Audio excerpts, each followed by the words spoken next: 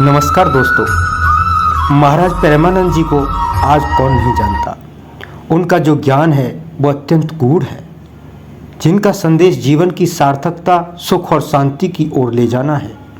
इसलिए ध्यान से महाराज जी के इन प्रवचनों को और सत्संग के रस को आप ध्यान से सुनिए।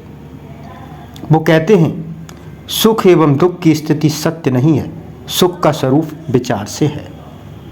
जो हरि का भक्त होता है उसे हमेशा जय की प्राप्ति होती है, उसे कोई परास्त नहीं कर सकता है।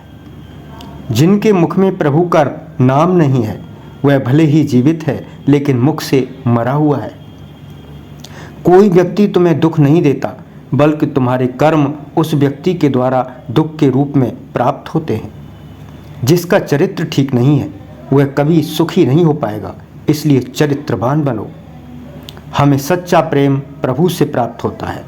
किसी व्यक्ति से क्या होगा, कोई व्यक्ति हमसे प्यार कर ही नहीं सकता, क्योंकि वो हमें जानता ही नहीं तो कैसे करेगा। बहुत होश में यह मत सोचो कोई देख नहीं रहा। आज तुम बुरा कर रहे हो तो तुम्हारे पुण्य खर्चा हो रहे हैं। जिस दिन तुम्हारे पुण्य खर्चे हुए, अभी का पाप और पीछे का पाप मिलेगा, त्रिभुवन में कोई तुम्हें बचा नहीं सकेगा। क्रोध से कभी किसी का मंगल नहीं हुआ है, ये आपके समस्त गुणों का नाश कर देता है। कौन क्या कर रहा है इस पर ध्यान मत दो, केवल हमें सुधरना है इस पर ध्यान दो। अपने ब्रह्मचर्य की रक्षा करें। ब्रह्मचर्य बहुत बड़ा अमृत तत्व है। मूर्खता के कारण लोग इस पर ध्यान नहीं देते हैं।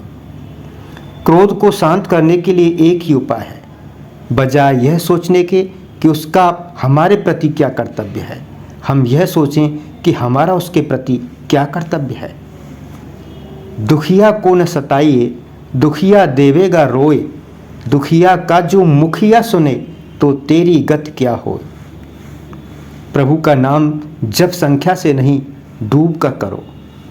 यदि हम अपने मन को शांत और स्थिर करना चाहते हैं तो इसका एक उपाय है कि हम दृढ़तापूर्वक भगवान के चरणों में शरण लें और उनके नाम का जाप करें। स्वयं को ईश्वर को समर्पित कर दो। यह जीवन जैसा भी है उनका दिया हुआ है। तुम्हारे पास जितने भी साधन संसाधन हैं वह उनकी कृपा का प्रभाव है। तुम जिसका भोग कर रहे हो वह सब ईश्वर का है। ऐसे विचार के साथ कर्म करो, जीवन यापन करो, जीवन सुखमय हो जाएगा। इस भौतिक संसार में किसी के पास आपको पकड़ने की शक्ति नहीं है। आप ही हैं जो पकड़ते हैं और आप ही हैं जिन्हें छोड़ना है। अगर आप अपने मन को बस में करना चाहते हैं तो पवित्र नाम का जाप करो।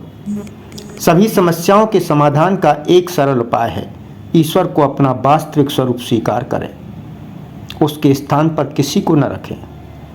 सुबह उठते ही गुरुदेव को प्रणाम करें और निर्णय लें कि आज हम अपना पूरा समय भगवान को समर्पित करने का पूरा प्रयास करेंगे।